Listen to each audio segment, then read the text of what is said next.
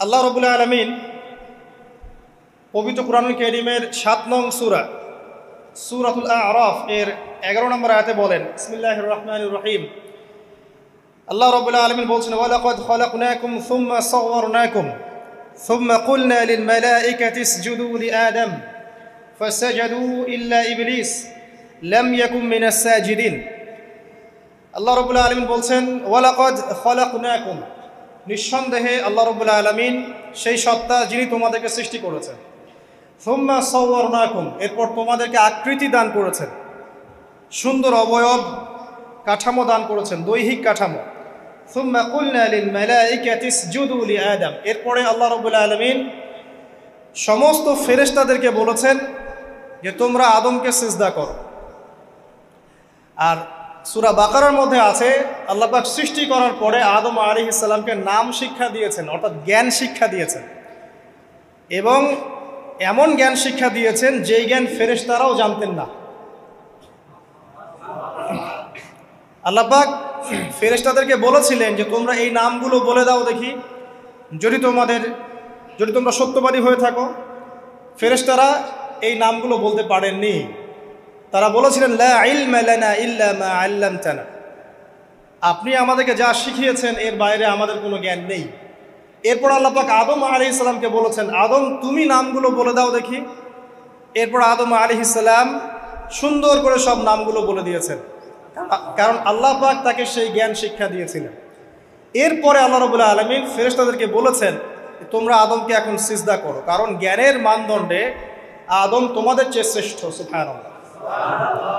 আর আমরা সেই আদম সন্তান, যদিও বা পৃথিবীতে আসার পরে আমরা আমাদের পরিচয়টা ভুলে গেছি।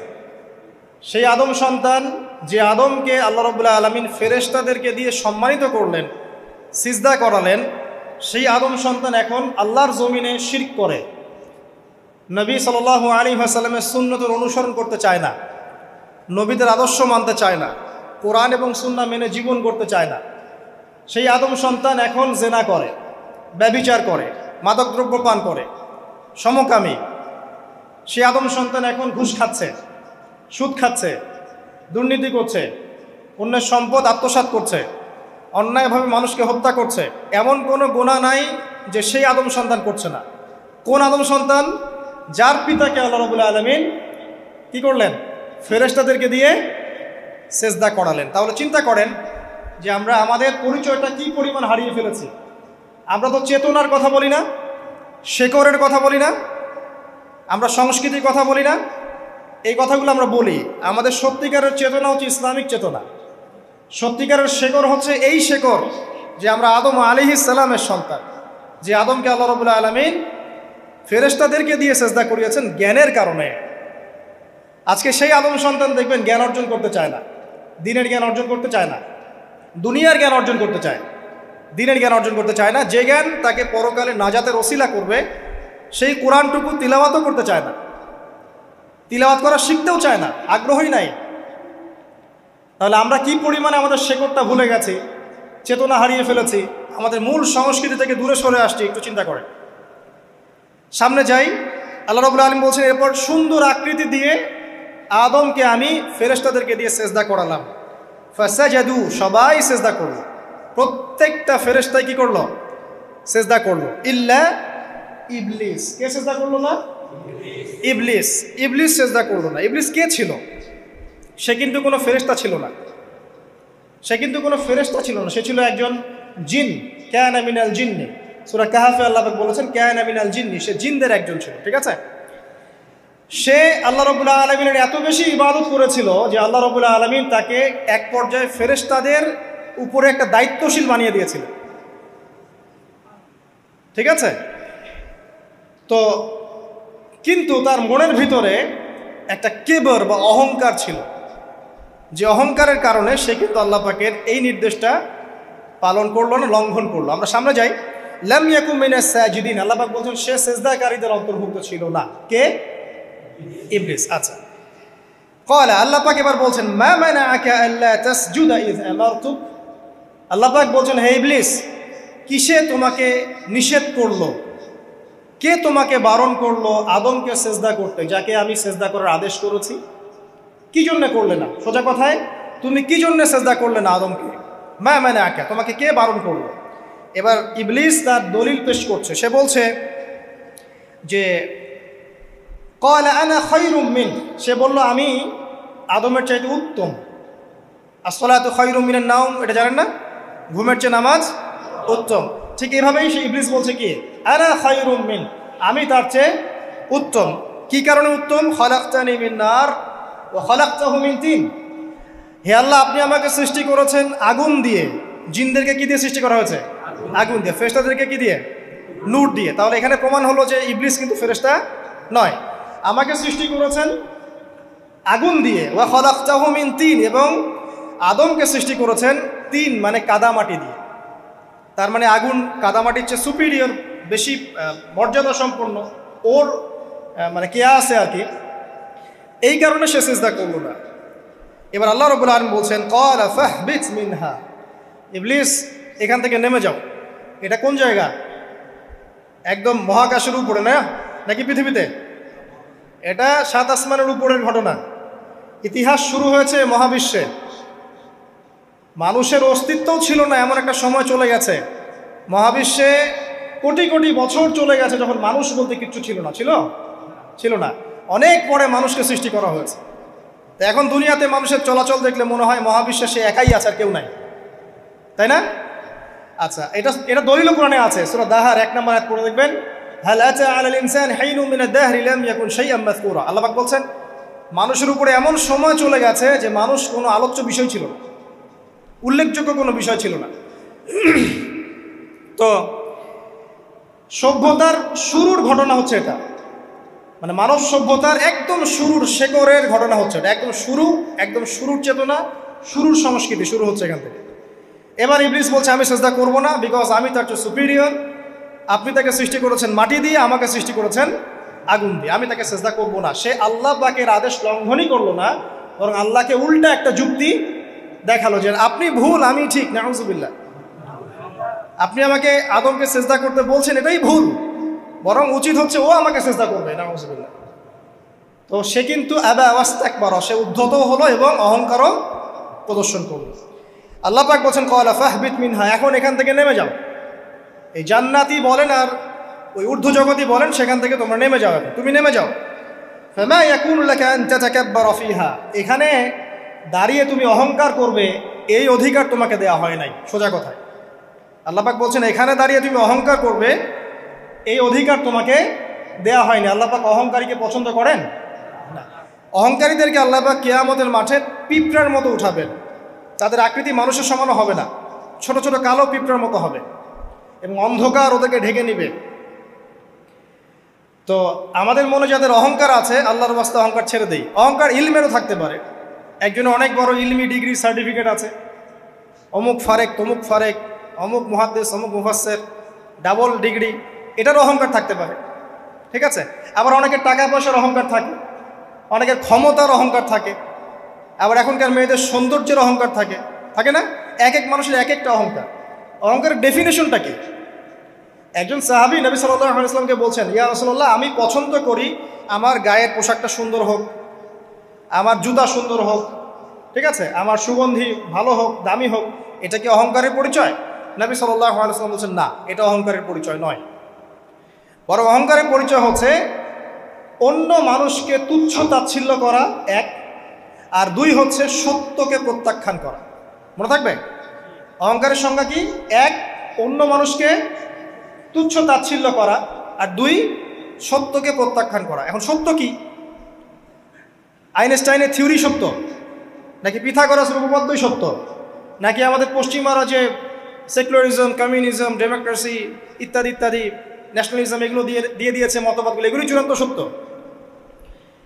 সায়েন্সই কি চূড়ান্ত সত্য? চূড়ান্ত সত্যটা কি আসলে? এক কথায় সূরা কাহফের 29 নম্বর আয়াতে সত্যের সংজ্ঞা আছে। কত নম্বর আয়াতে? সূরা কাহফের 29 নম্বর আয়াতে আল্লাহ পাক বলছেন ওয়াকুলিল হাক্কু মির রাব্বিকুম, হে নবী আপনি বলে দিন সত্য সেটাই, ন্যায় অন্যায়ের চূড়ান্ত মানদণ্ড সেটাই, হক বাতিলের চূড়ান্ত মানদণ্ড সেটাই। কোনটা? যেটা তোমার রবের পক্ষ থেকে নাজিল হয়। সুবহানাল্লাহ। আমাকে বলেন যে রবের পক্ষ থেকে কি নাজিল হয়েছে? একসময় তাওরাত নাজিল হয়েছিল না, ওটাই হক ছিল। ওই সময় কি ছিল? সেটাই হক ছিল। জাবুর ওই সময়ের কি ছিল? হক। ইনজিল ওই সময়ের হক ছিল। এখন কি আছে আমাদের কাছে? কোরআন এবং এর ব্যাখ্যা হচ্ছে হাদিস। কিয়ামত পর্যন্ত কি অন্য কোনো শরীয়ত আসবে? অন্য কোনো নবী আসবে? কেউ যদি বলে যে অমুকে নবী হবে, সে কি মুসলিম না কাফের? তাহলে কোনো সন্দেহ আছে? যদি কেউ দাবি করে যে মুহাম্মদ সাল্লাল্লাহু আলাইহি ওয়াসাল্লাম শেষ নবী নন, আরো নবী আসতে পারে, নাউজুবিল্লাহ, এবং এই কুফরি আকীদায় বিশ্বাসীকে কেউ যদি কাফের মনে না করে, সেও কাফের হয়ে যেতে পারে। বুঝতে পারছেন? আসেন, তো অহংকারের সংজ্ঞাটা আমরা জেনে নিলাম যে সত্যকে প্রত্যাখ্যান করা, আল্লাহর ওহীকে প্রত্যাখ্যান করা, মানে কোরআন এবং সুন্নাহ থেকে সরে আসা, এটাকে মিথ্যা মনে করা, বা অন্য কোনো মতবাদকে কোরআন সুন্নাহর সমকক্ষ মনে করলেও কুফরি হয়ে যাবে। এরকম মনে করে অন্য একটা মতদর্শ, একটা দর্শন, একটা ফিলোসফিক্যাল থট বা একটা স্কুল অফ থট কোরআন সুন্নাহর চেয়ে ভালো নয়, কিন্তু কোরআন সুন্নাহর সমমানের, এটাও যদি কেউ মনে করে, কাফের। কথা কি বুঝতে পারছেন? এটা হচ্ছে অ্যাবসলিউট ট্রুথ, মানে এটা সত্যের একদম সর্বোচ্চ স্টেজ, এর উপরে আর কিছু নাই। ভুলে গেছিলাম ভাই। আচ্ছা, এবার আসেন, আমরা অহংকারের সংজ্ঞা জানলাম, সত্যের সংজ্ঞাও জানলাম। এখানে ইবলিস কি করছে? সে অহংকার প্রদর্শন করছে। সে আল্লাহকে বলছে আপনি ভুল, আমি ঠিক। আদমকে সে তুচ্ছ তাচ্ছিল্য করলো এবং সত্যকে প্রত্যাখ্যান করলো, দুটোই কিন্তু ইবলিস করলো এখানে। আসেন, আল্লাহ পাক বলছেন ফাখরুজ, এখান থেকে বের হয়ে যাও হতভাগ। ফাখরুজ মানে উখরুজ মানে বের হও, অতএব ফাখরুজ, এখান থেকে বের হয়ে যাও। ইন্নাকা মিনাস সাগিরিন, তোমার অহংকার করার কোনো সুযোগ নাই এখানে, তুমি তো ছোট পুত্র। ইন্নাকা মিনাস সাগিরিন, সাগির মানে কি? তুমি এখান থেকে, তুমি বের হয়ে যাও এখান থেকে, তুমি একজন ক্ষুদ্র সত্তা, তোমার এখানে অহংকার করার কিচ্ছু নাই। কলা, এবার ইবলিস বলছে, এই জায়গাগুলো খুব ভালো করে শোনেন, আমাদের লেকচারের আসল জায়গায় কিন্তু যাবে ওই দিকে। যদি আড়াইটা পর্যন্ত লেকচারটি কোনো সমস্যা আছে? আচ্ছা, তাহলে বসে থাকে, খাওয়া দাওয়া করে আসছেন তো? আচ্ছা, কলা, এবার ইবলিস বলছে আনজিরনি, শোনেন, ইবলিস বলছে আনজিরনি, হে আল্লাহ আমাকে অবকাশ দিন। কি বলছে? আমাকে অবকাশ দিন।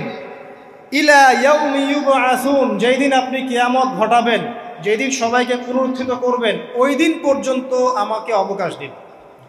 সূরা বাকারায় আছে, অন্য সূরা আছে, রব্বি আনজিরনি ইলা ইয়াউমি ইউবআসুন। ইবলিস বলছে হে আমার রব। কি বলছে ইবলিস? হে আমার রব। ইবলিস কি তাহলে আস্তিক না নাস্তিক? কথা বলেন, ইবলিস কি আস্তিক না নাস্তিক?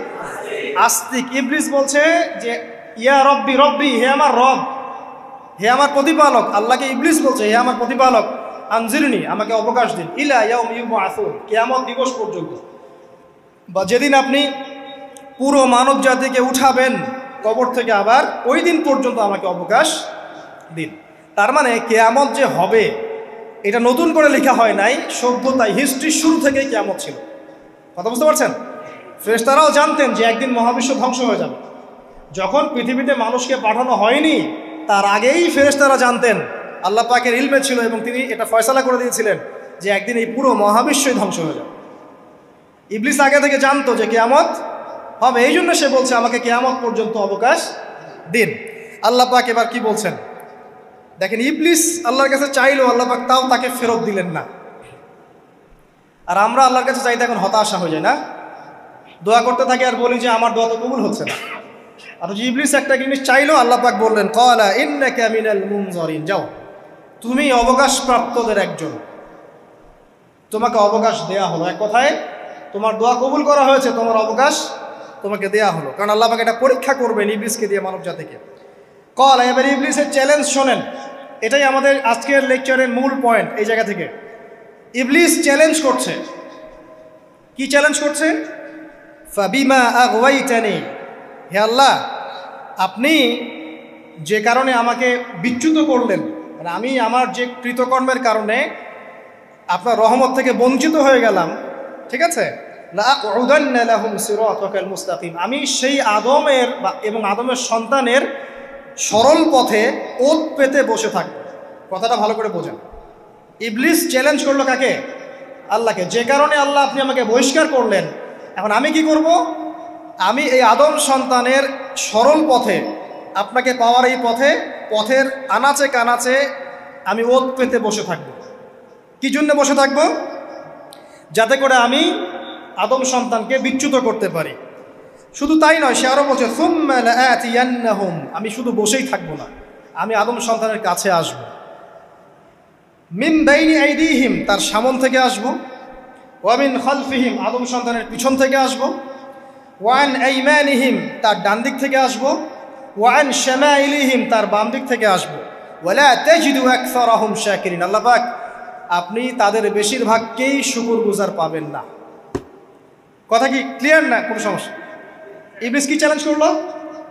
আমি শুধু বসেই থাকবো না, ডান দিক থেকে আসব, বাম দিক থেকে আসব, সামন থেকে আসব, পিছন থেকে আসব, আমি আদম সন্তানকে পথভ্রষ্ট করেই ছাড়বো, আপনি আদম সন্তানের বেশিরভাগকে পথভ্রষ্ট পাবেন। ইবলিসের কথা কি বাস্তব প্রতিফলন দেখা যায় এখন সমাজে? বেশিরভাগ মানুষ নামাজ পড়ে না পড়ে না? বেশিরভাগ মানুষ সুদ খায় না খায় না?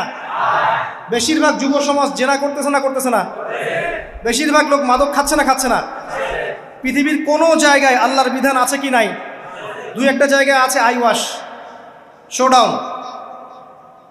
বেশিরভাগ নারী পর্দায় চলে না চলে না? বেশিরভাগ মানুষ রোজা রাখে না রাখে না?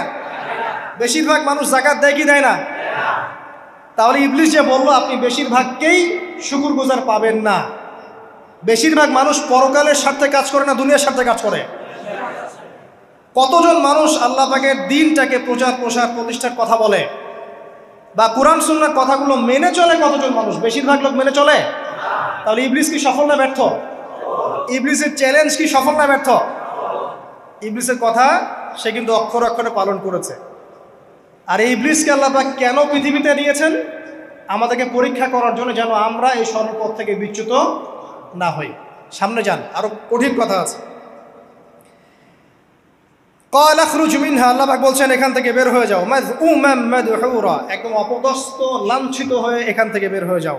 লামান তাবিআকা মিনহুম, তুমি তো চ্যালেঞ্জ করলা আমাকে, ঠিক আছে, কিন্তু যে ব্যক্তি যেই তোমার অনুসরণ করবে, আল্লাহ পাকের কথা শুনেন, যেই তোমার অনুসরণ করবে, লাআমলাআন্না জাহান্নামা মিনকুম আজমাইন, যে পুরুষ বা নারী যেই হোক না কেন, যে আদম সন্তান ইবলিস তোমার অনুসরণ করবে, তোমার পথ ধরবে, আমি তোমাকে সহ এদের সবাইকে দিয়ে জাহান্নাম পূর্ণ করব।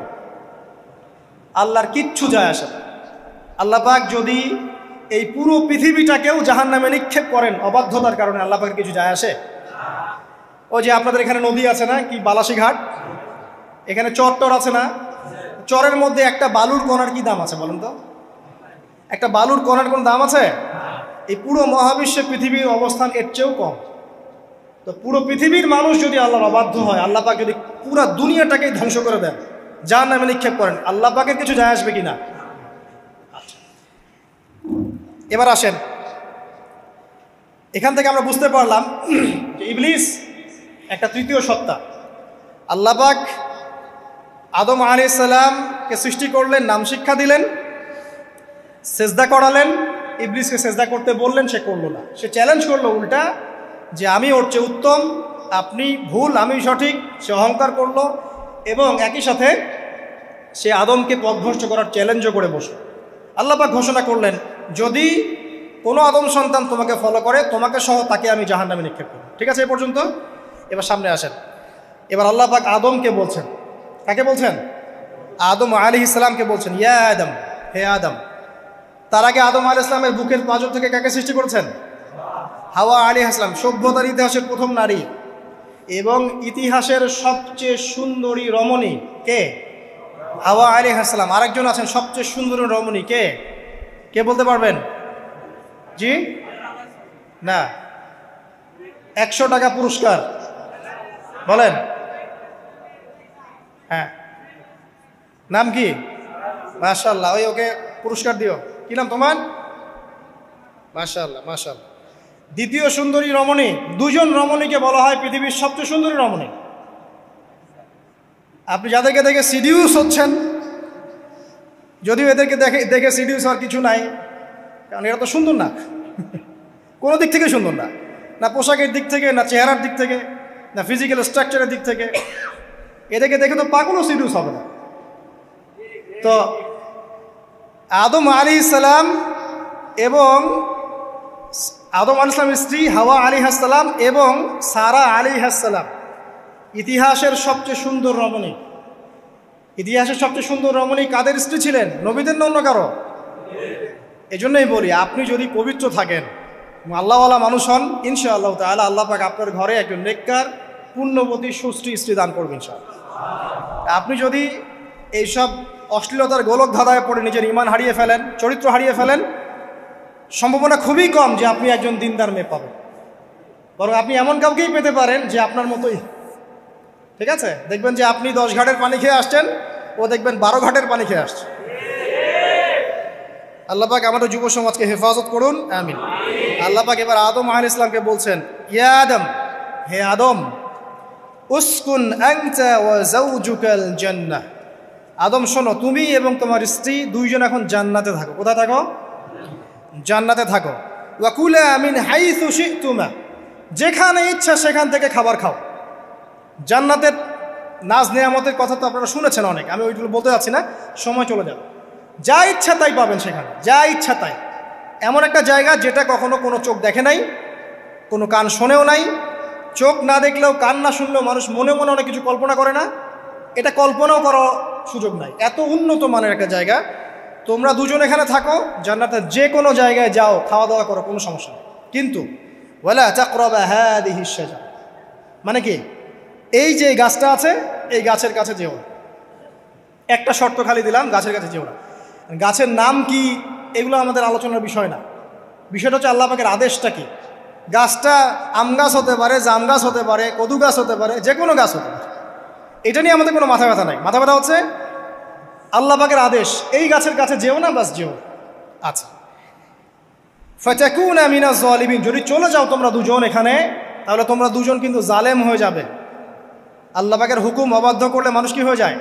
জালেম হয়। এই জন্য আমরা দোয়ায় বলি, আল্লাহুম্মা ইন্নী যালামতু নাফসি, বলি না? হে আল্লাহ, আমি আমার নফসের উপর জুলুম করেছি।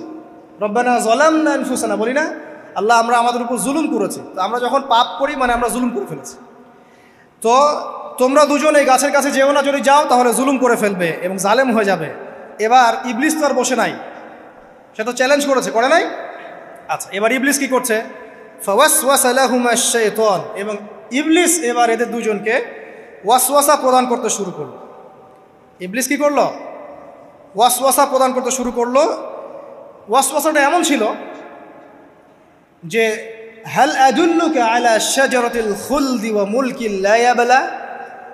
ইবলিস এসে আদম এবং হাওয়া আলাইহিস সালাম তাদেরকে উস্কে দিতে লাগলো যে, আমি কি তোমাদেরকে এমন কোনো গাছের কথা বলবো যেই গাছের ফল খেলে তোমরা চিরস্থায়ী হয়ে যাবে, কখনো মরবে না, এবং এমন রাজত্ব পাবে যে রাজত্বের কোনো ক্ষয় নাই। ইবলিসের টোপটা কি দেখলেন? চিরস্থায়িত্বের টোপ এবং কিসের টোপ?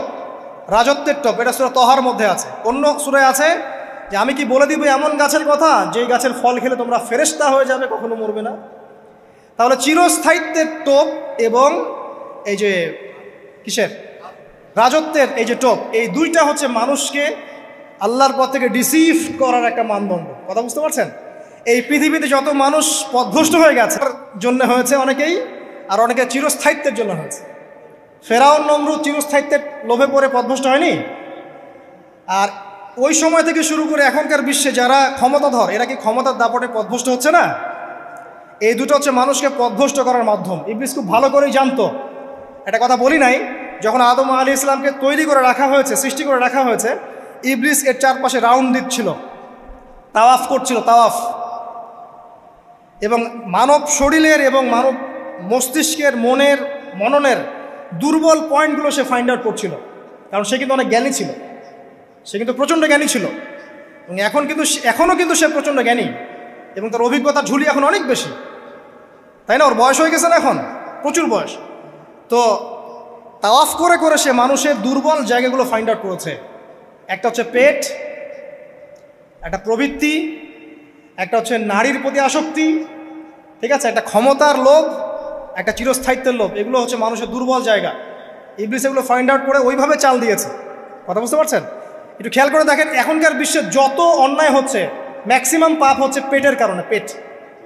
সুদ খায় কেন? পেটের কারণে। ঘুষ খায় কেন? পেটের কারণে। ইভেন যে এখন জেনা করছে ওদেরকে তো এখন যৌনকর্মী বলতে হয়, তাই না? সম্মান দিয়ে কথা বলতে হয়। তো যৌনকর্মী যারা, তারাও দেখবেন পেটের কারণেই করছে।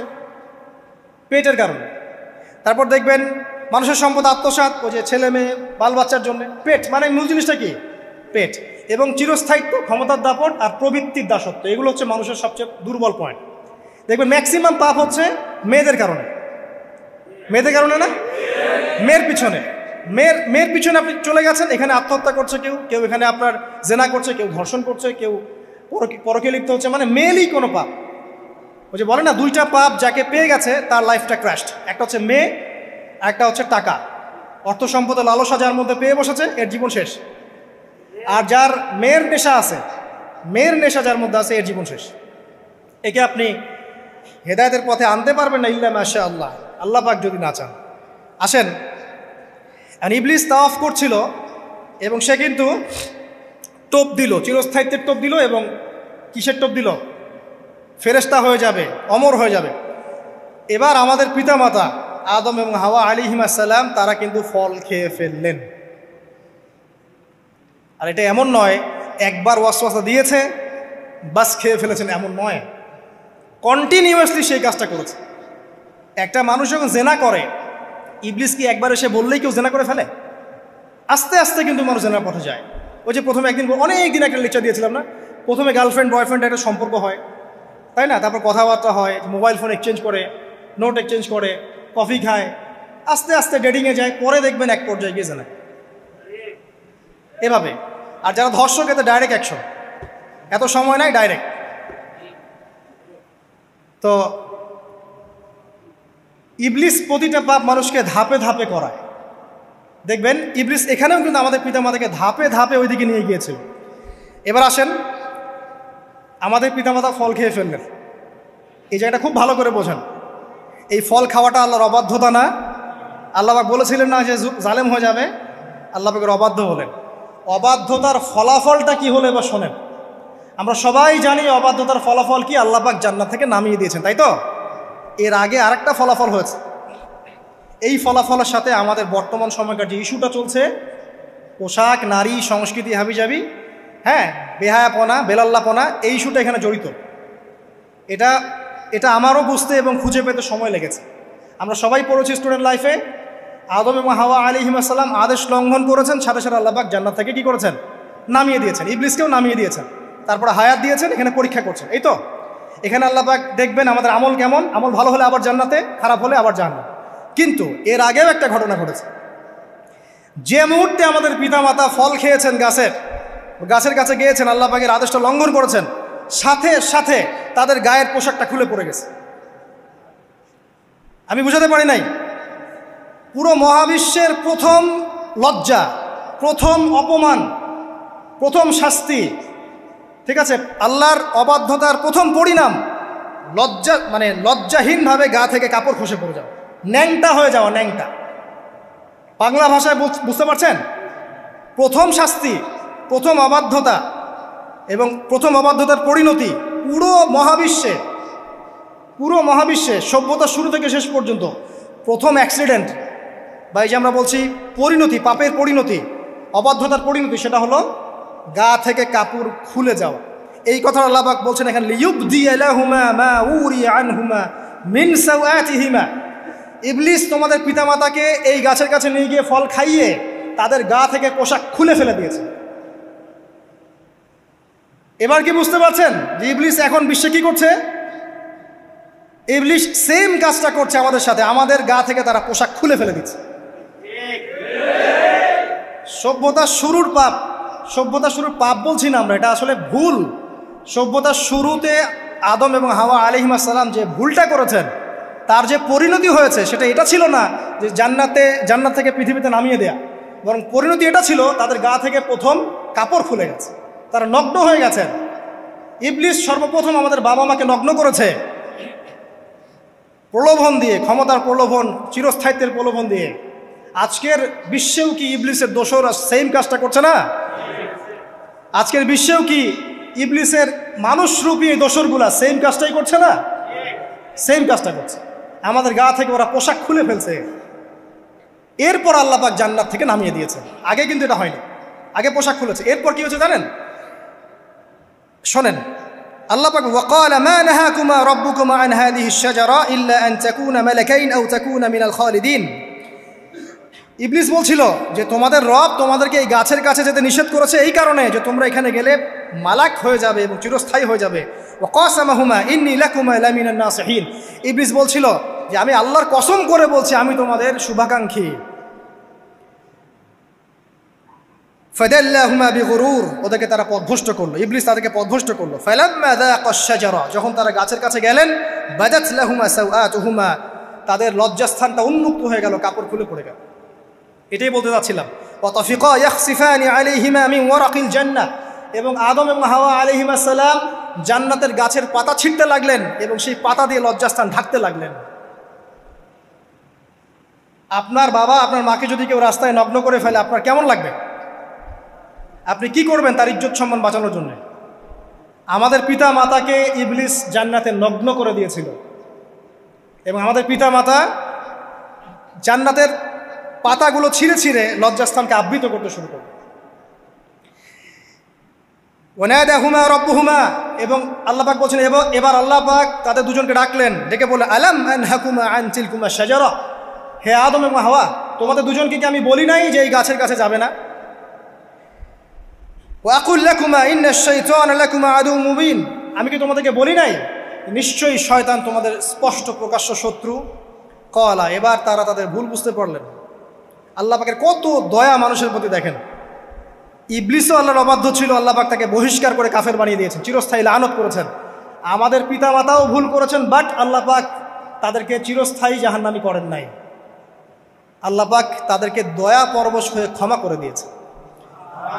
শুধু তাই নয়, আল্লাহ পাক এত মহব্বত করেন আদম সন্তানকে যে তওবা করার যে কালিমাটা, সেই কালিমাটাও আল্লাহ পাক আদম এবং হাওয়াকে শিখিয়ে দিয়েছেন। সুবহানাল্লাহ, কোন কালিমা দিয়ে তওবা করবো, কি পড়বো, এটাও তারা বুঝতে পারছিলেন না।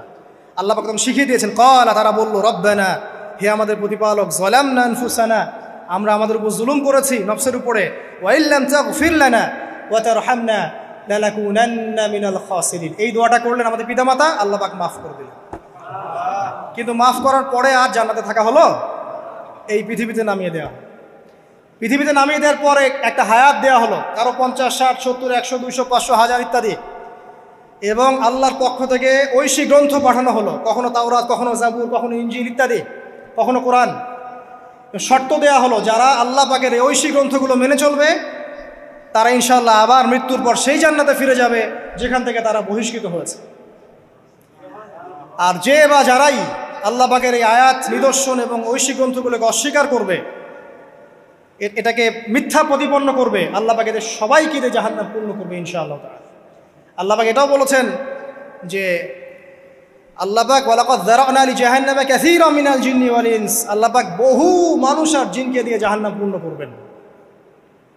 কারণ এই দুই জাতিকে পাঠানো হয়েছিল পৃথিবীতে শুধু আল্লাহর ইবাদত করার জন্য। ওয়া মা খালাকতুল জিন্না ওয়াল ইনসা ইল্লা লিয়াবুদুন, এরা সেটা করে নাই। এই কারণে আল্লাহ পাক হাদিসের মধ্যে জানিয়েছেন প্রতি 1099 জন মানুষকে আল্লাহ পাক জাহান্নামে পাঠিয়ে দেবে, তবে বেশিরভাগ জান্নাতি হবে এই উম্মতে মুহাম্মাদের মধ্যে। এবার শোনেন, আমাদের পিতামাতার এই পরিণতির পর আল্লাহ পাক যখন আমাদেরকে পৃথিবীতে পাঠালেন, আল্লাহ পাক আমাদেরকে নগ্ন করে পৃথিবীতে রাখেন নাই। সুবহানাল্লাহ, আল্লাহ পাক আসমান থেকে লিবাস পাঠিয়েছেন। এই যে সমাজ বিজ্ঞানের বইগুলোতে লেখা আছে না, মানুষ আগে নগ্ন ছিল, গাছের ছালপাতা পরে থাকতো, তারপরে বন্যপ্রাণী শিকার করতো, গুহায় গুহায় থাকতো, বোগাস, মিথ্যা, বাজে কথাগুলো, একদম টোটাল মিথ্যা কথাগুলো। আল্লাহ রাব্বুল আলামিন সভ্যতা শুরু করেছেন নবী দ্বারা, সভ্যতা শেষও করবেন নবী দ্বারা। প্রত্যেক যুগে যুগে সভ্যতার ধারক এবং বাহক ছিলেন নবীগণ। আর আদম আলাইহিস সালাম পৃথিবীতে আসার পর নগ্ন হয়ে থাকেন নাই, আল্লাহ পাক আসমান থেকে লেবাস পাঠিয়েছিলেন। সুবহানাল্লাহ, আল্লাহ পাক আমাদেরকে নগ্ন করে রাখেন নাই। এবার দেখেন আল্লাহ পাক কি বলছেন, ইয়া বানি আদম, আচ্ছা আসেন, ইয়া বানি আদম, হে বনু আদম, কাদেরকে বলছেন? আমাদেরকে। কদ আনজালনা আলাইকুম লিবাসান ইউআরি সাওআতিকুম ওয়া রিশা, হে বনু আদম, আমি তোমাদেরকে নগ্ন ছেড়ে দিচ্ছি না, আমি তোমাদের জন্য লেবাস আর পোশাক পাঠাচ্ছি, যেই পোশাক দিয়ে তোমরা তোমাদের লজ্জাস্থানকে আবৃত করবে এবং সৌন্দর্য বর্ধন করবে। এটা করছি না আমরা এখন? আচ্ছা, ওয়া লিবাসুত তাকওয়া যালিকা খায়র, আর তাকওয়ার লেবাস, তাকওয়ার পোশাকটা হচ্ছে সবচেয়ে উত্তম। যেমন দেখেন আমাদের সতর কি এই নাভির উপর থেকে হাঁটুর নিচ পর্যন্ত না, তাই বলি কি আমরা সবাই এভাবেই ঘুরি? এটা সর্বনিম্ন একটা স্কেল, তাই না? এর উপর আপনি জুব্বা পরছেন, পাগড়ি পরছেন, টুপি পরছেন, বা আপনি হয়তো আরও ঢিলেঢালা কোনো পোশাক পরছেন, এই পোশাকটাকে বলা হচ্ছে তাকওয়ার পোশাক। ওয়া লিবাসুত তাকওয়া যালিকা খায়র, এটা আরও উত্তম। একজন মেয়ের, অনেক আলেম বলছেন যে চোখ, এই চোখটুকু ঢেকে বের করে দেখা যাবে, বলছে না? অনেকে বলেছেন কি না? কিন্তু এটাও যদি কেউ সামনে জিলবাব দিয়ে ঢেকে রাখে তাহলে কি উত্তম নয়? পর্দার ক্ষেত্রে উত্তম নয়? তো লিবাসুত তাকওয়া যালিকা খায়র, তাকওয়ার যে পোশাক সেটা আরও উত্তম বেশি। নর্মালি তো পোশাক দিয়েছি, তাকওয়ার পোশাক সবচেয়ে উত্তম বেশি। আল্লাহ পাকের একটা সতর্কবাণী শোনেন এবার। যালিকা মিন আয়াতিল্লাহ, এই পোশাকটা আল্লাহ পাকের নিদর্শন। পোশাকটা কি? আল্লাহ পাকের নিদর্শন। লাআল্লাকুম ইয়াযাক্কারুন, যাতে করে তোমরা স্মরণ করতে পারো। কি স্মরণ করব? ওই যে আমাদের পিতামাতাকে নগ্ন করে দিয়েছে ইবলিস, এটা মনে রাখতে পারো তোমরা, এটা আল্লাহ পাকের নিদর্শন। ইয়া বানি আদম, হে বনু আদম, লা ইয়াফতিনান্নাকুমুশ শাইতান। এবার শোনেন, আল্লাহ পাক আমাদেরকে বলছেন, হে বনু আদম, লা ইয়াফতিনান্নাকুমুশ শাইতান, শয়তান যেন আবার তোমাদেরকে ফিতনায় ফেলতে না পারে। পৃথিবীতে তোমরা থাকবে, শয়তানের বহু দোসর তোমাদের সামনে থাকবে, ডানে বামে, যে ডান থেকে আসবে, বাম থেকে আসবে, হ্যাঁ, সামন পিছন থেকে আসবে, মিডিয়ার মধ্যে দিয়ে তোমাদের ঘরে ঘরে ঢুকে যাবে শয়তানের দোসর। লা ইয়াফতিনান্নাকুমুশ শাইতান, শয়তানের দোসররা যেন তোমাদেরকে ফিতনায় ফেলতে না পারে। কে বলছেন? আল্লাহ পাক বলছেন। কিরকম ফিতনা? কামা আখরাজা আবাওয়াইকুম মিনাল জান্নাহ, ঠিক যেভাবে শয়তান তোমাদের পিতা মাতাকে জান্নাত থেকে বের করে দিয়েছিল, ওই রকম ফিতনায় যেন ফেলতে না পারে। ঠিক আছে? ওয়ায়ানজিউ আনহুমা লিবাসাহুমা, এবং শয়তান তোমাদের পিতা মাতার লেবাস খুলে ফেলেছিল, নগ্ন করে দিয়েছিল, নগ্নতা, বেহায়াপনা, অশ্লীলতা শিখিয়েছিল, ওই দিকে ধাবিত করতে চেয়েছিল। শয়তানের দোসররা যেন এটা করতে তোমাদের সাথে না পারে, সতর্ক থাকবে।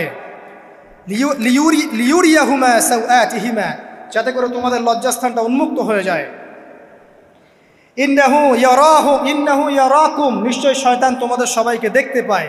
হুয়া ওয়া কাবিলুহু, সে এবং তার পুরো কবিলার লোকজন, মিন হাইসু লা তারাউনাহুম, এমন জায়গা থেকে যে জায়গা তোমরা দেখতে পারো। আর শয়তান এবং তার অনুসারী যারা আছে, হোক মানুষ আর জিন, তারা তোমাদেরকে দেখতে পারে এমন জায়গা থেকে যা তোমরা দেখো না।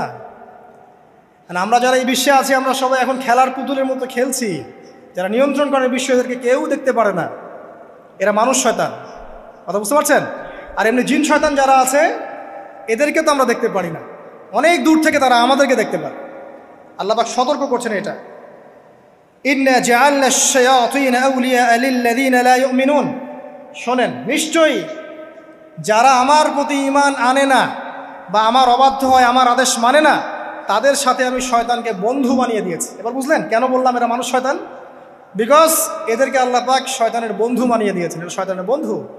অন্য সূরায় আছে, শয়তান, জিন শয়তান মানুষ শয়তানকে ওহী করে। জিন শয়তান মানুষ শয়তানের মাথায় এসব বুদ্ধি ঢালে, শয়তানি বুদ্ধিগুলো শয়তান মানুষের মাথায় ঢালে। মানে মানুষ মাথাটা আগে সে রিড করেছে কাকে কোন দিক দিয়ে রিসিভ করা যাবে। ঠিক আছে? আচ্ছা, এরপরে আরও আল্লাহ পাক বলছে, ওয়াইদা ফাআলু ফাহিশাতান, তারা যখন কোনো ফাহেসা কাজ করে, নোংরা বেহায়ার মতো কাজ করে, ক্বালু, তারা বলে, ওয়াজাদনা আলাইহি আবানা, এরকম করেই আমরা আমাদের পিতা মাতাদেরকে পেয়েছি। মানে যুগ যুগ ধরে এই সংস্কৃতি চলে আসছে, নগ্নতার সংস্কৃতি, বলে না? কথা বুঝতে পারছেন না? এই কথাই তারা বলে, যেটা কোরআনে আছে। আল্লাহ পাক বলছেন, ক্বালু ওয়াজাদনা আলাইহি আবানা, তারা বলে আমাদের পিতৃপুরুষদেরকে আমরা 1000 বছর থেকে দেখেছি এইভাবেই ড্রেস আপ করতে, এমনি ব্লাউজ ছাড়া শাড়ি পরতে দেখেছি আমরা, এমনি দেখেছি পেট বের করে চলতে, এমনি দেখেছি এই শর্ট কামিজ পরে চলতে, নগ্ন হয়ে চলতে। এখন তো বিকিনি সংস্কৃতি আসে, এবং এটা মুভমেন্ট চলছে, মানে মানুষের দেহ থেকে কাপড় খুলে ফেলার মুভমেন্ট, আন্দোলন শুরু হয়েছে। ঠিক আছে? এবং দোহাই হচ্ছে আমরা 1000 বছর থেকে এমনিই চলছে। এই যে আল্লাহ পাক বলছেন, ক্বালু ওয়াজাদনা আলাইহি আবানা, আমরা এর উপরে আমাদের পিতা মাতাদেরকে পেয়েছি। ওয়াল্লাহু আমারানা বিহা, এরা আরো বলে আল্লাহ আমাদেরকে এই আদেশ করেছেন। নাউযুবিল্লাহ। আল্লাহ বলছেন, আল্লাহ পাকের আদেশ কি? কুল ইন্নাল্লাহা লা ইয়া'মুরু বিল ফাহশা, নিঃসন্দেহে আল্লাহ পাক কোনো ফাহেসা কাজের আদেশ করতেই পারেন না। পারেন?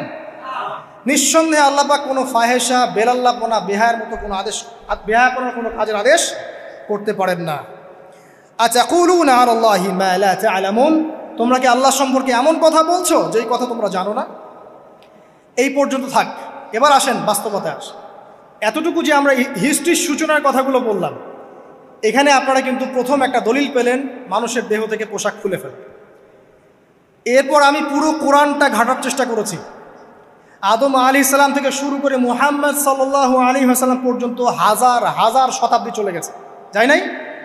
হাজার হাজার বছর চলে গেছে, বহু জাতি এসেছে, বহু জাতি চলেও গেছে। আমরা কি প্রথম জাতি নাকি? এর আগে কত জাতি পৃথিবীতে এসেছে, চলেও গেছে, গেছে না? আচ্ছা, কোরআন ঘেটে ঘেটে ক্লান্ত হয়ে যাওয়ার পর আমরা এমন কোনো জাতি পাচ্ছি না যাদের কথা আল্লাহ পাক বলেছেন যে আমি তাদেরকে ধ্বংস করেছি অশ্লীলতার কারণে বা এই আপনার বেলাল্লাপনার কারণে বা ফাহেসা কাজের কারণে। সরাসরি এই একটা কারণ দেখে আল্লাহ পাক কোনো কওমকে ধ্বংস করেছেন খুব রেয়ার, খুঁজে পাওয়া যাচ্ছে না। শুধু 3টা জায়গা বের করতে পেরেছি। কটা জায়গা? 3টা। 1 নম্বর দেখেন, আদম আলাইহিস সালাম পরে নূহ আলাইহিস সালাম না, এই জাতিটাকে আল্লাহ পাক ধ্বংস করেছেন না? এই ধ্বংসটাকে আল্লাহ পাক এই বেপরদামির কারণে করেছেন, অশ্লীলতার কারণে করেছেন, পোশাকের অপসংস্কৃতির কারণে করেছেন? করেন না, শিরকের কারণে করেছেন। কি কারণে? শিরক। আল্লাহ পাক সবাইকে ডুবিয়ে মেরেছেন, কিন্তু ওরা যে নগ্ন পোশাক পরে রাস্তাঘাটে চলাফেরা করতো এই কথাটা কিন্তু আল্লাহ পাক বলেন না। তার মানে ওদের পাপ এটা ছিল না। এরপর ইব্রাহিম আলাইহিস সালামের কওম কি এই কারণে ধ্বংস হয়েছে? অশ্লীলতার কারণে ধ্বংস হয়েছে? বেহায়াপনার কারণে ধ্বংস হয়েছে? নগ্নতার সংস্কৃতির অপচর্চার কারণে ধ্বংস হয়েছে? না, শিরকের কারণে। আদ জাতি এই কারণে না, সামুদ জাতি এই কারণে না। একটা জাতি পাওয়া যায়, তার নাম কওমে লূত। কি নাম? কওমে লূত। এই লূত কওম ছিল সমকামী। তারা মেয়েদের সাথে বিবাহ বন্ধনে আবদ্ধ হতো না, বরং ছেলেদের ছেলে ছেলে জেনা করতো না। এই একটা জাতি পাচ্ছি ইতিহাসে যারা অশ্লীলতার কারণে, ফাহেসা কাজের কারণে, সমকামিতার কারণে, নোংরামির কারণে আল্লাহ পাক পুরো উপরে উঠিয়ে নিচে নামিয়ে ধসিয়ে দিয়েছে। এই একটা জাতি পেলাম। আরেকটা জাতি পাওয়া যায়, তার নাম হচ্ছে বানু ইসরাইল। কি নাম? বানু ইসরাইল। আল্লাহ রাসূল সাল্লাল্লাহু আলাইহি ওয়াসাল্লাম বলছেন যে তোমরা দুনিয়া থেকে বেঁচে থাকো এবং নারীর ফিতনা থেকে বেঁচে থাকো। কারণ বানু ইসরাইল মানে মূসা আলাইহিস সালামের যে কওম ছিল, এই কওমের মধ্যে প্রথম ফিতনা দেখা দিয়েছিল মেয়েদের ব্যাপারে। এই একটা পেলাম যে মেয়েদের কারণে, বেহায়াপনার কারণে, অশ্লীল পোশাকের কারণে, নগ্নতার কারণে একটা সভ্যতাকে আল্লাহ পাক শাস্তি দিয়েছে। 2টা পাওয়া গেল, ঠিক আছে? 1 2, একটা লূত, একটা হচ্ছে বানু ইসরাইল, ঠিক আছে? আর একটা পাওয়া যায় এটা জোর করে, সেটা হলো নবী মুহাম্মদ সাল্লাল্লাহু আলাইহি ওয়াসাল্লাম নবী হওয়ার ঠিক আগের সময়টা, যেটাকে আমরা কি বলি আইয়ামে জাহিলিয়াত।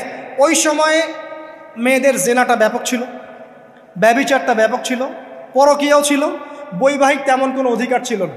এমনও হতো যে একটা মেয়ের সাথে 8-10 জন পুরুষ সহবাস করতো, করার পরে সেই মেয়ে যখন গর্ভবতী হতো, তার বাচ্চা প্রসব করার পর সেই মেয়ে 10 জনকে ডেকে দাঁড় করাতো, দাঁড় করিয়ে বলতো যে অমুকে হচ্ছে আমার এই বাচ্চার বাপ, তারপরে এর সাথে বিয়ে হতো।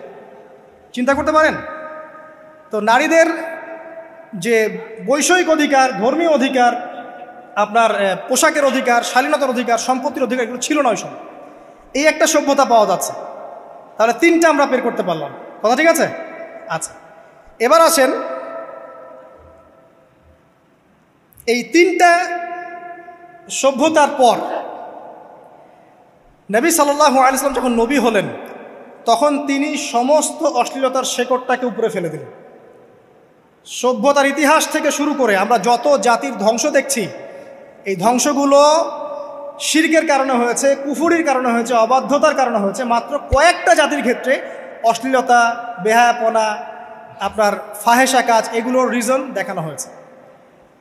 তো এ থেকে একটা বিষয় প্রমাণ করা যায়, এই কথাটা ভালো করে বোঝেন। এ থেকে একটা বিষয় প্রমাণ করা যায় যে যত সভ্যতা ধ্বংস হয়ে গেছে, ওই সভ্যতার মানুষরা আর যাই করুক না কেন, তাদের পোশাক আশাক ঠিকঠাক ছিল। কথা বুঝতে পারছেন না? যত সভ্যতা ধ্বংস হয়ে গেছে, আদ, সামুদ, নূহ, ফেরাউন, ঠিক আছে, যত সভ্যতা ধ্বংস হয়ে গেছে, তাদের আর যত পাপী থাক, হয়তো কেউ অহংকারী ছিল, কেউ কুফরি করেছে, কেউ শিরিক করেছে, হ্যাঁ, কেউ সন্তানদেরকে হত্যা করেছে, কেউ মানুষ হত্যা করেছে, কেউ জুলুম করেছে, কেউ অহংকার করেছে ইত্যাদি, কিন্তু তাদের পোশাক আশাক শতাব্দীর পর শতাব্দী ঠিকঠাকই ছিল। এটা নিয়ে আল্লাহ পাক কোরআনে খুব বেশি কথা বলেন না। তার মানে বোঝা যায় যে এটা রিমার্কেবল কোনো কথা বলার বিষয় ছিল না, আল্লাহ পাক বলেন। অর্থাৎ যুগ যুগ ধরে মানুষের শালীনতার পোশাকটা ঠিকই ছিল, কারণ মানুষ জানতো যে তাদের পিতামাতাকে তাদের পিতামাতাকে ইবলিস নগ্ন করে দিয়েছিল জান্নাতে। এই কথাটা মানুষের মাথার মধ্যে ছিলই, এবং বিভিন্ন ধর্মগ্রন্থে এটার অস্তিত্ব আছে। আপনি শুধু ইসলাম না, অন্য যে কোনো ধর্মগ্রন্থ ঘাটেন, হিন্দু ধর্মগ্রন্থ ঘাটেন, সেখানে দেখবেন বলা হচ্ছে যেন মেয়েরা পর্দায় থাকে। দেখেন, পরে দেখেন, বেদের মধ্যে এটা আছে। আমি গতকালকেও স্টাডি করেছি। এবং খ্রিস্টান ধর্মগ্রন্থ পড়েন, সেখানে দেখবেন লেখা আছে, ওদের যে নিউ টেস্টামেন্টে আছে, দেখবেন যে যারা মাথার চুল দেখিয়ে বেড়ায় তাদের শাস্তির কথা বলা হয় যে চুল যেন কেটে দেওয়া হয়, ওদের ধর্মগ্রন্থে আছে।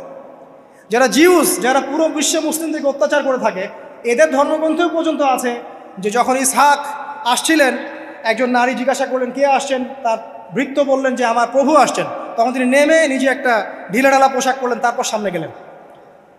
শুধুমাত্র ইসলাম ধর্মে নয়, যত ধর্ম চলে গেছে পৃথিবীতে, সমস্ত ধর্মের মধ্যেই নারীদের শালীন পোশাকের কথাটা বর্ণিত আছে এখন পর্যন্ত। তার মানে যারা এখন অশালীন বিষয়ের দিকে মানুষকে ধাবিত করতে চায়, এদের আসলে কোনো ধর্ম নাই। সিম্পল। ধর্মের সাথে এদের কোনো সম্পর্ক আসলে না। আর আমরা কিন্তু কথা বলছি ধর্মের বেসিসে, হোক সেটা হিন্দুইজম বা খ্রিস্টানিজম বা জিউডিজম বা ইসলাম, আমরা ধর্মের বেইজে কথা বলছি। এখন যদি কেউ বলে ধর্মতাত্ত্বিক কথাবার্তা দিয়ে এসবে দলিল দিবেন না, তাহলে তার সাথে একটা ডিবেট হবে আল্লাহ আছেন কি নাই। যদি আমরা ডিবেটে জয়লাভ করি হ্যাঁ আল্লাহ বলে একজন আছেন, তাহলে আল্লাহ পাকের বিধান কোনটা, এখন চলমান সর্বশেষ বিধান কোনটা, এটাতে আসতে হবে ডিবেট। ডিবেট 1 আল্লাহ আছে কি নাই, ডিবেট 2 আল্লাহ পাকের সর্বশেষ ধর্মগ্রন্থ কোনটা। এই তো, এই দুইটাতে আমরা যদি জয়লাভ করি, এবং ইনশাল্লাহ আমরা সেটা করবো, এটাতে আমাদের কেউ ঠেকাতে পারবেন ইনশাল্লাহ, এটাই সত্য, তাহলে মানুষের উপর ওয়াজিব হয়ে যাবে এটার উপর আমল করা। এখন আমরা এর বেসিসে দেখবো কোনটা ঠিক কোনটা বেঠিক, তাই না, কোনটা সত্য কোনটা মিথ্যা, কোনটা ন্যায় কোনটাও নয়, তখন আমরা এর বেসিসে দেখবো, অন্য কোনো ভিত্তির বেসিসে দেখবো না। এখানে চেতনা, যুগ যুগ ধরে চলে আসা সংস্কৃতি, আমাদের বাপদাদা দোহাই, এইসব ইস্যু টানা যাবে না। বেস হবে কি কোরআন এবং সুন্নাহ, এবং অন্যান্য ধর্মগ্রন্থগুলো যদি ওটাতে রাজি থাকে ওটাতেও, কারণ প্রত্যেকটা ধর্মগ্রন্থেই বলা আছে শালীনতার কথা, লম্বা ঢিলাঢালা পোশাকের কথা, হোক সেটা হিন্দুইজম বা খ্রিস্টানিজম বা জিউডিজম। পরে দেখেন, না থাকলে আমার কাছে আসেন, প্রতিটা ধর্মগ্রন্থে এটা কথা লেখা আছে। এবার আসেন, সর্বশেষ নবী মুহাম্মদ সাল্লাল্লাহু আলাইহি ওয়াসাল্লাম যখন নবী হন, আরবের ওই চিত্রটা, জেনা, ব্যভিচার, পরকীয়া, অশ্লীলতা, এটাকে সমূলে উপড়ে ফেলে দেন 23 বছরের মধ্যে। 23 বছরের নববী জীবনের পরে সেখানে কোনো জেনা আছে, কোনো বেপরদামি আছে, কোনো ব্যভিচার আছে, কোনো সুদ আছে, কোনো শিরক আছে, কোনো মাদক আছে? যেগুলো আছে খুবই অল্প, যেটা আছে সেটা কি খুবই অল্প, এটা কিন্তু ধরা যায় না। 2-1টা অ্যাক্সিডেন্ট হতেই পারে। সাহাবীদের যুগেও নামাজ পড়তে গিয়ে কোনো একজন দেখা গেছে অ্যাক্সিডেন্ট হয়ে গেছে, জেনা হয়ে গেছে, এটা তো রেয়ার ঘটনা। এক্সেপশনাল সামথিং কি এক্সাম্পল হতে পারে? যেটা কমন সেটা হচ্ছে এক্সাম্পল। মানে আপনি বলবেন যে মেয়েদের শালীনতার কথা এবং এর কারণে ধর্ষণের সংখ্যা বৃদ্ধি হচ্ছে, এই কথা আপনি যখন বলবেন, কিছু মানুষ আপনাকে বলবে যে তাহলে বোরখাওয়ালা মেয়ে কেন ধর্ষিত হচ্ছে, তাহলে বাচ্চা কেন ধর্ষিত হচ্ছে। আপনাকে বলছি পরিসংখ্যানটা কতটুকু, কেন হচ্ছে সেটা আমরা জবাব দিব। আগে বলছি পরিসংখ্যান কতটুকু। যারা বেপর্দায় চলছে এদের হ্যারাসমেন্টের পরিসংখ্যানটা বেশি না বোরখাওয়ালা মেয়ের পরিসংখ্যানটা বেশি? বলেন। যারা বেহায়ার মতো চলছে, বেপর্দায় চলছে, এদের পরিসংখ্যানটা বেশি নাকি শিশু অ্যাবিউজিংয়ের পরিসংখ্যানটা বেশি? তাহলে মূল যে জায়গাটা, ওইখানে আগে ফোকাস করতে হবে, তারপরে আমরা গৌণ জায়গায় যাব।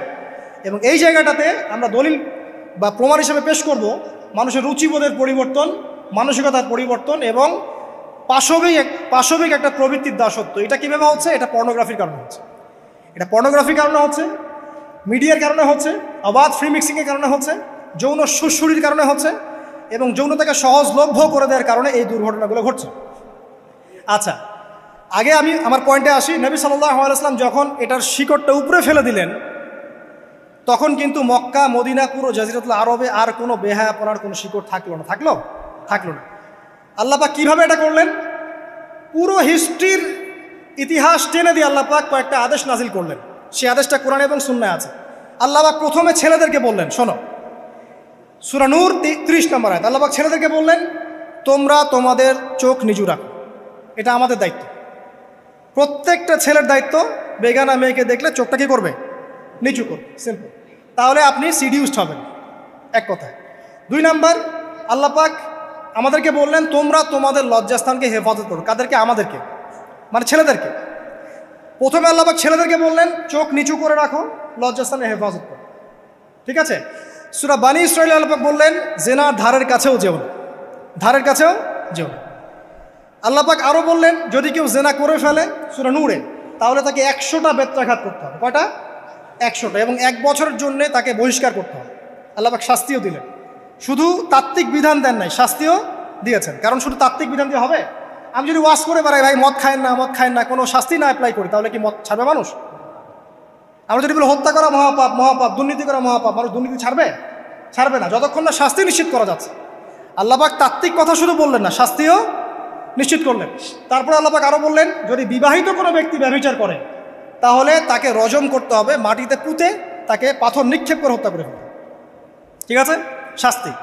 এরপরে দেখেন আল্লাহ পাক মেয়েদেরকে বলছেন, এবার মেয়েদেরকে বলছেন তোমরা মূলত ঘরে থাকো, যদি বাইরের পরিবেশ তোমাদের অনুকূলে না থাকে তোমরা ঘরে অবস্থান করো।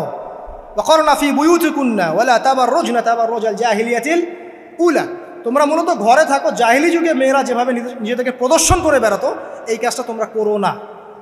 যদি করো তাহলে সমাজে বেহায়াপনা ফায়সা বেড়ে যাবে, তোমরা নিজেরাই ক্ষতিগ্রস্ত হবে, যেটা ওরা হচ্ছে এখন। আচ্ছা, এরপর আল্লাহ পাক আরও বললেন হে নবী আপনি আপনার স্ত্রী এবং মুমিন নারীদেরকে বলেন তারা যদি বাহিরে যায় যেন জিলবাব দিয়ে তাদের পুরো বক্ষদেশটাকে ঢেকে নেয়। তাহলে পোশাকের সংস্কৃতির শেকড় কোত্থেকে শিখবো? আমি কোত্থেকে শিখবো? আল্লাহ পাক কর্তৃক নাজিলকৃত সর্বশেষ ঐশী গ্রন্থ থেকে শিখবো নাকি? যে বইয়ের মধ্যে কোনো ভুল নাই সেটাই তো আমার শেখার মাধ্যম হবে নাকি?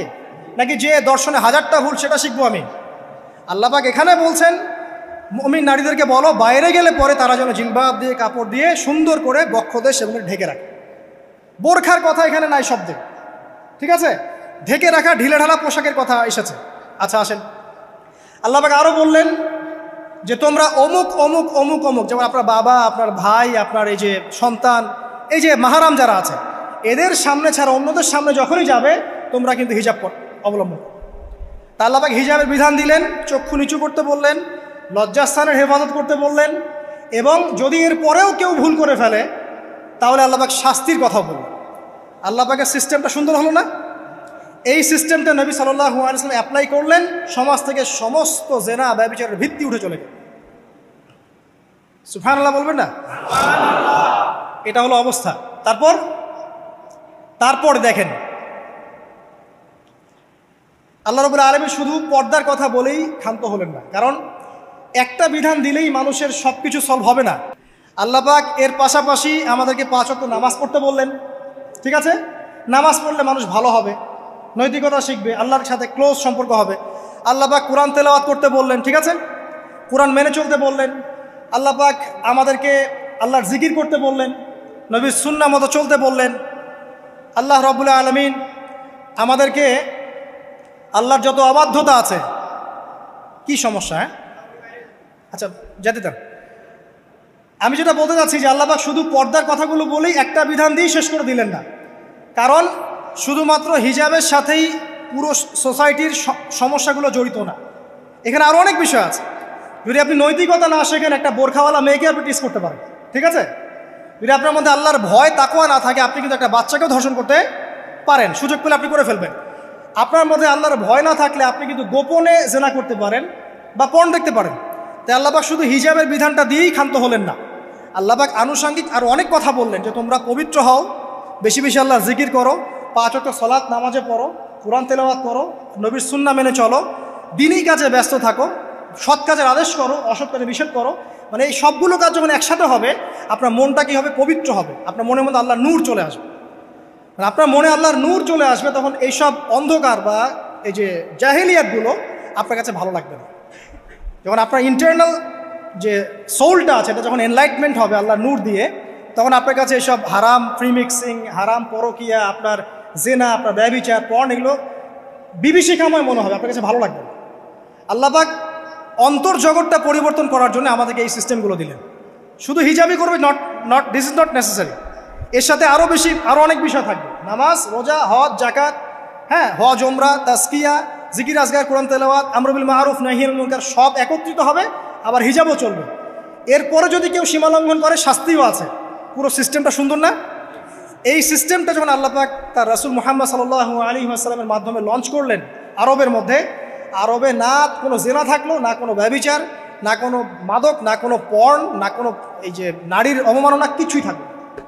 একটা মেয়ে 300 মাইল দূর থেকে এসে একা হজ করে চলে যায়, তো কেউ তার দিকে তাকাতো না। এমন যুগ চলে গেছে। মহিলা সাহাবী রণকৌশল মানে যুদ্ধের বর্ম পরে উহুদে যুদ্ধ করেছেন, কেউ তার দিকে তাকায়নি। তাকিয়েছে? তাকায়নি। এখন ওই যুগটা আপনি দেখেন, রাসূল সাল্লাল্লাহু আলাইহি ওয়াসাল্লামের যুগ, আবু বকর সিদ্দিক, ওমর ইবনুল খাত্তাব, ওসমান আলী, এই খুলাফায়ে রাশিদার স্বর্ণযুগটাকে আপনি দেখেন। ওই যুগে আপনি রেপের হার কত পার্সেন্ট মহিলা রেপ হয়েছে? ওই যুগে কত পার্সেন্ট মেয়ে জেনায় লিপ্ত হয়েছে? ওই যুগে কত পার্সেন্ট ছেলে মেয়ে ধর্ষণ করেছে? ওই যুগে কত পার্সেন্ট নারীর শ্লীলতাহানি হয়েছে? কত পার্সেন্ট নারীকে টিজ করা হয়েছে? কত পার্সেন্ট মেয়েকে মার্ডার করা হয়েছে? কত পার্সেন্ট মেয়েকে যৌতুকের জন্য চাপ দেওয়া হয়েছে? একটু পরিসংখ্যানটা দেখেন আমাদেরকে। সভ্যতা করতে লাফাচ্ছেন। ওই সভ্যতায় যা হয়ে গেছে, নবী সাল্লাল্লাহু আলাইহি ওয়াসাল্লাম থেকে শুরু করে খোলাফায়ে রাশিদ যা হয়েছে, এই পার্সেন্টেজগুলোর সাথে বর্তমান পার্সেন্টেজকে মিলবে? ওই যুগে রেয়ার জেনা 2-1টা হয়েছে। মদ খেয়েছে মানুষ রেয়ার কয়েকজন, মানুষ ব্যভিচার করেছে রেয়ারলি 2-4 জন, 100 বছরে 2-4 জন। ওই যুগে দেখবেন মানুষ পরকীয়ার নামই জানতো না, সমকামিতা কি জিনিস মানুষ জানতোই না, শর্ট পোশাক বিকিনি সংস্কৃতি কি মানুষ জানতো না, ঠিক আছে? আনকভার ইউ এই যে মুভমেন্ট চলছে, এগুলোর মানে কি মানুষ জানতো না। জানতো? ওই যুগে কি মুসলিমরা পিছিয়ে ছিল?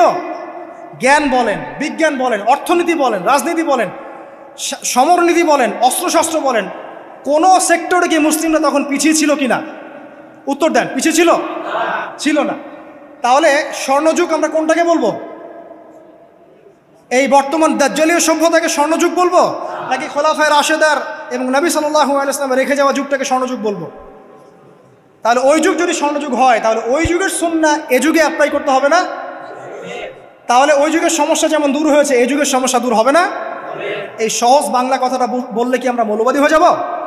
এই সহজ বাংলা কথা বুঝতে গিয়ে কি আমি ধর্মান্ধ হয়ে যাব, ব্যাকডেটেড হয়ে যাব? এই কথাটা আমরা বলতে এখন সাহস পাই না। কি কারণ? সভ্যতার ইতিহাস ঘেটে দেখেন, ওই সভ্যতাই ছিল জ্ঞানে, শিল্পে, অস্ত্রে, প্রযুক্তিতে, অর্থনীতিতে মুসলিমরা একদম স্বর্ণ শিখরে। কোনো একজন মুসলিমকে হত্যা করার কেউ সাহস করেছিল? একজন মুসলিম নারীকে ধর্ষণ করার কেউ সাহস করেছে? একজন মুসলিম শিশুকে কেউ বোম মেরে হত্যা করেছিল? আজকে বিশ্বের দিকে আপনি তাকিয়ে দেখেন, শত শত নারী ধর্ষিত হচ্ছে, শত শত বোমা মেরে আমাদের বাচ্চাদেরকে হত্যা করা হচ্ছে, মুসলিমদেরকে পুরো ডমিনেট করা হচ্ছে। আজকে রাজনৈতিক নিয়ন্ত্রণ, অর্থনৈতিক নিয়ন্ত্রণ, পলিটিক্যাল, আপনার সোশ্যাল মিডিয়া, প্রযুক্তি যা আছে সব নিয়ন্ত্রণ পশ্চিমাদের হাতে, সমস্ত নিয়ন্ত্রণ ওদের হাতে। এই যে পালাবদল হলো সময়ে, এটা কেন হলো? বিকজ 1 নাম্বার ইস্যু হচ্ছে আমরা কোরআন এবং সুন্নাহ থেকে দূরে সরে আসছি। 2 নাম্বার আমরা শয়তানের সেই ধোকায় পড়ে গেছি, যে ধোকা থেকে আমরা বেরোতে পারিনি, আল্লাহ পাক সতর্ক থাকতে বলেছিলেন। 3 নাম্বার আমরা ইলম চর্চা ছেড়ে দিয়েছি। 4 নাম্বার হক কথা বলাও ছেড়ে দিয়েছে। 5 নাম্বার সৎ কাজের আদেশ, অসৎ কাজের নিষেধ ঠিকঠাক মতো হচ্ছে না। 6 নাম্বার দেখেন আমরা জানি যারা আমল ঠিক মতো করছি না। 7 নাম্বার আমরা বক ধার্মিক হচ্ছে, বক ধার্মিক, খালি নামাজ, রোজা, হজ, যাকাত আর তসবির মধ্যে ইসলাম, বাকি কোনো জায়গায় ইসলাম নাই, কোনো জায়গায় ইসলাম নাই। সমস্যা এগুলা দেখবেন, পরিবারের কাঠামো ভেঙে যাচ্ছে।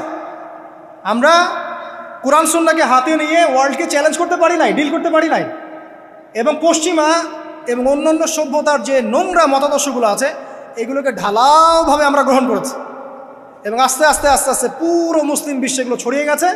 এখন আপনি পেপার পত্রিকা খুললে দেখবেন 4টা 5টা 10টা ধর্ষণ, এই মেয়ে রেপ, এই মেয়ে ডাকাতি, ওইখানে হত্যা, এখানে যৌতুক, এখানে অমুক তমুক, সুদ, ঘুষ, জেনা, ব্যভিচার, নিত্য নৈমিত্তিক ব্যাপার। কারো এগুলো নিয়ে কোনো মাথা ব্যথাও নাই, এগুলো খুব সিম্পল সাধারণ ব্যাপার এখন আমাদের কাছে।